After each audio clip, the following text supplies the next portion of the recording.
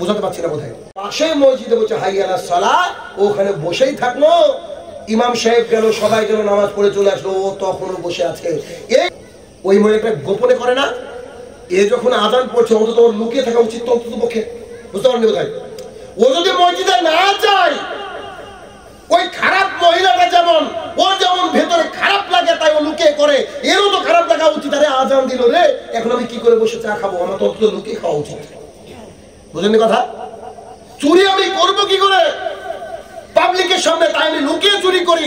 আর ও সরাসরি সামনে মসজিদে মানুষ যাচ্ছে, ও বসে আছে, ফেল ফেল করে তাকিয়ে আছে। এ কি চোরের চেয়ে খারাপ নয়? এ কি নেশা করার চেয়ে খারাপ নয়? নেশা করে বাগানে অন্ধকারে করছে, আর ও সরাসরি দাঁড়িয়ে ওখানে সিগারেট খাচ্ছে, অথচ মসজিদে যাচ্ছে না। পৃথিবীর বুকে সবচেয়ে নিকৃষ্ট জীব যারা, যারা হচ্ছে সলাতের আজান হওয়ার পরেও বসে থাকে। পৃথিবীর বুকে মুহাম্মদ সাল্লাল্লাহু আলাইহি ওয়াসাল্লামের মতন ব্যক্তিত্ব আসেনি আর আসবে না। তিনি এত ভালোবাসতেন, তাকে যদি কেউ কষ্ট দিত তিনি তার জন্য দোয়া করতেন। তায়েফের ময়দান থেকে যখন ঘুরে এসেছেন, গোটা শরীর রক্তাক্ত, পায়ের স্যান্ডেলটা রক্তের সঙ্গে একদম স্টাক হয়ে গেছে, লেগে গেছে। মালাকুল জিবাল এসেছে, এসে বলছে আল্লাহ রাসূল সাল্লাল্লাহু আলাইহি ওয়াসাল্লাম আপনি বলেন আমি পাহাড়কে চাপিয়ে দেব তায়েফের উপরে, যাতে করে মানুষ ওখানে বুঝতে না পারে যেখানে জনবসতি ছিল। মুহাম্মদ সাল্লাল্লাহু আলাইহি ওয়াসাল্লাম বলছে আমি রহমতের নবী, আমি তাদের জন্য দোয়া করি, খবরদার তুমি তাকে পাহাড় চাপিয়ে না, এই কথা বলেছেন। অথচ সেই মুহাম্মদ সাল্লাল্লাহু আলাইহি ওয়াসাল্লাম বলছেন, আবু সাঈদ খুদরি রাদিয়াল্লাহু তাআলা আনহু বলেন রাসূল সাল্লাল্লাহু আলাইহি ওয়াসাল্লাম বলছেন যখন আযান হয়ে যায় আর কোনো পুরুষ যখন উপস্থিত হয় না মসজিদে, আমার ইচ্ছা হয় একজনকে বলি তুমি ইমামতি করো, আর কিছু ইয়াং ছেলেকে নিয়ে বলি তুমি লাকড়ি সংগ্রহ করো। লাকড়ি তো ভালোই বুঝবেন, কালিয়া চোখের মানুষ, লাকড়ি বুঝেন না? পাটকাঠি লাকড়ি, গাছের ডাল সংগ্রহ করি এবং ওই বাড়িটাকে জ্বালিয়ে পুড়ে ছারখার করে দিই, যে বাড়িতে পুরুষ মানুষ আছে অথচ আজান পড়েছে। বুঝতে পারেন কথা? আজান পড়েছে অথচ পুরুষ মানুষ আছে। এর পরের কথাটুকু শুনুন, রাসূল সাল্লাল্লাহু আলাইহি ওয়াসাল্লাম বলেন আমি বাড়িটাকে জ্বালিয়ে দিলাম না শুধু একটা কারণে, ওই বাড়িতে ছোট বাচ্চার মহিলা আছে, তাই মহিলাকে বাচ্চাকে ভালোবাসেন মুহাম্মদ সাল্লাল্লাহু আলাইহি ওয়াসাল্লাম, ভালোবাসেন আল্লাহ সুবহানাহু ওয়া তাআলা। তাই তো তিনি বাড়িটাকে ছাড় দিয়েছেন। আমি আপনি থাকলে বাড়িটাকে জ্বালিয়ে দেওয়ার কথা ছিল। তার মানে কি ঘটলো? তার মানে হচ্ছে সালাত আদায় যে করে না, এ ব্যক্তি আল্লাহর কাছে মুসলমান নয়। আধার কার্ড ভোটার কার্ডে যে নামই থাক না কেন, আল্লাহর কাছে গিয়ে দেখবেন আপনাকে ডাকছে চণ্ডীদাস বলে, কি করবেন এবার বুঝেন কি হবে? তাহলে মুসলমানের দ্বিতীয় অধঃপতনের কারণ কি? সালাত আদায় করে না। এখানে আরেকটা কথা যোগ করবো, আরেকটা কথা। আচ্ছা বলেন তো, আল্লাহ সুবহানাহু ওয়া তাআলা মিথ্যা কথা বলেন? মুহাম্মদ সাল্লাল্লাহু আলাইহি ওয়াসাল্লাম, পৃথিবীর বুকে কোনো মানুষ যদি কোনোদিনও মিথ্যা কথা না বলে তো তার এক নম্বর আছে মুহাম্মদ সাল্লাল্লাহু আলাইহি ওয়াসাল্লাম, ঠিক না? ঠিক তো? এবার একটা হাদিস শুনেন, লম্বা হাদিস, যতটুকু লাগবে ততটুকু বলবেন। রাসূল সাল্লাল্লাহু আলাইহি ওয়াসাল্লাম বলছেন প্রত্যেক রাতের 1/3 যখন ফজর হয় 1-1.5 ঘন্টা 2 ঘন্টা আগে, প্রত্যেক রাতের 1/3 আল্লাহ সুবহানাহু ওয়া তাআলা এই আসমানে নেমে আসেন। কোন আসমান? এই আসমানে এসে আল্লাহ তাআলা বলতে থাকে, এই কেউ আছো কি রোগগ্রস্ত? আমাকে বলো রোগ ছেড়ে দেবো। এই কেউ অভাবগ্রস্ত আছো, কারো অভাব? আমাকে বলো না, আমাকে বলো। কার কি কোনো সমস্যা আছে?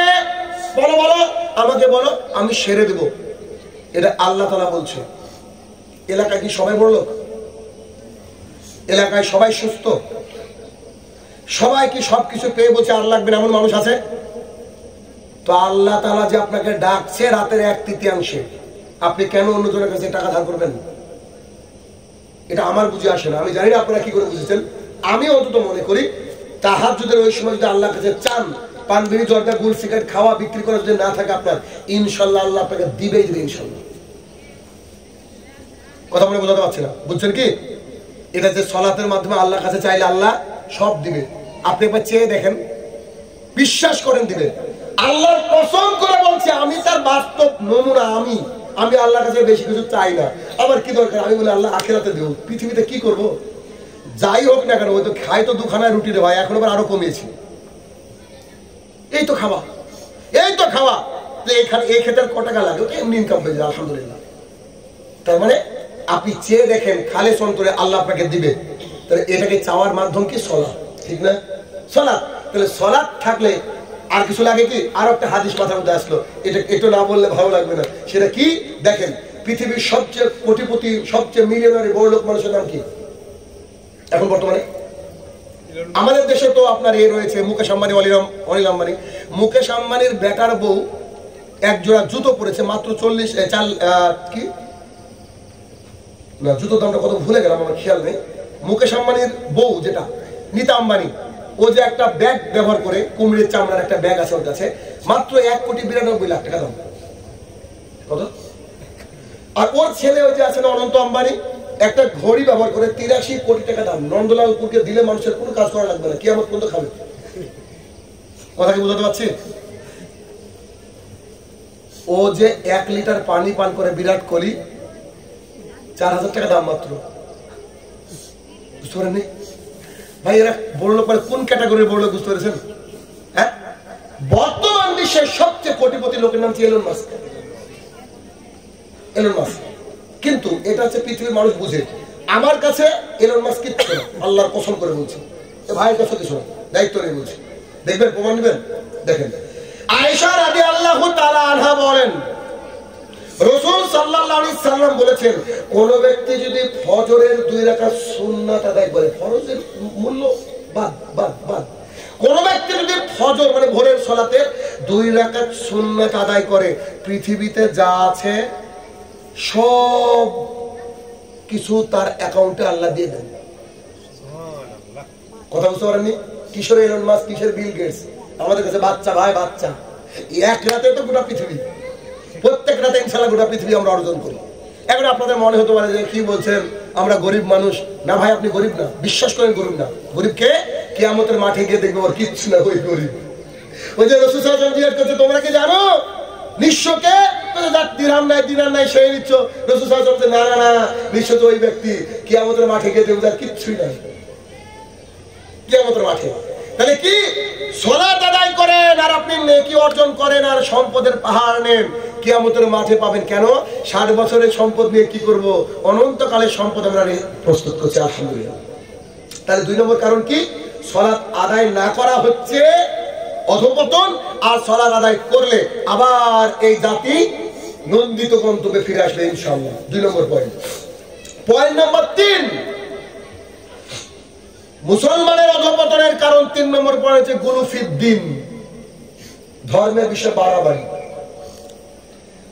আব্দুল্লাহ ইবনে আব্বাস রাদিয়াল্লাহু তাআলা আনহু বলেন, আদম আলাইহিস সালাম থেকে নূহ আলাইহিস সালাম পর্যন্ত প্রায় 10 থেকে 12 শতাব্দীর ব্যবধান ছিল। 10 শতাব্দী এই ব্যবধান ছিল। আদম আলাইহিস সালাম থেকে নূহ আলাইহিস সালাম পর্যন্ত 10-12 শতাব্দীর ব্যবধান ছিল। তখন মানুষ ছিল খাঁটি মুসলমান, তখন মানুষ খাঁটি মুসলমান ছিল। নূহ আলাইহিস সালামের জামানার কিছু বিখ্যাত ব্যক্তিত্ব ছিল। প্রত্যেক জামানারই কিছু ভালো ভালো ব্যক্তি থাকে। যেমন আপনারা কি জানেন বর্তমান পৃথিবীতে সবচেয়ে বড় আলেমকে কে বলতে পারেন? বর্তমান পৃথিবীতে জীবিত আছে এমন সবচেয়ে বড় আলেমকে কে বলতে পারেন? খুব অল্প দিনে সৌদি আরব তাকে সম্মানের জায়গায় বসিয়েছে। আরে মতিউর মাদানী কি ভাই? রাইট, শেখ সালেহ আল ফাউজান হাফিজাহুল্লাহ। মতিউর মাদানী তো বাংলার একটা নক্ষত্র, বুঝেননি?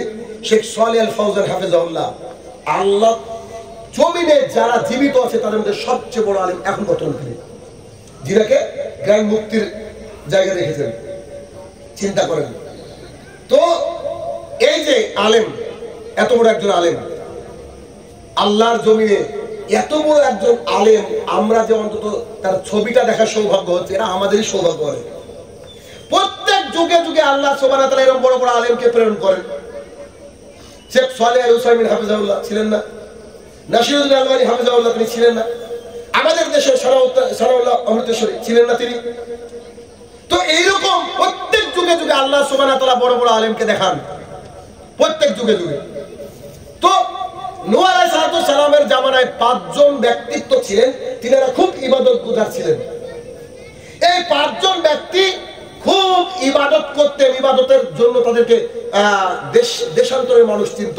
ঠিক যেমন করে শেখ সালেহ আল ফাউজান, শেখ সুদেশ হাফিজাহুল্লাহ ছিলেন এদেরকে, ডক্টর জাকির নায়েক, আব্দুর রাজ্জাক বিন ইউসুফ, ডক্টর মঞ্জুর এলাহি, আবু বকর জাকারিয়া হাফেজাহুল্লাহ চিনেন এদেরকে? সবাই আমরা চিনি, তাই না? অনেকে সরাসরি না দেখলেও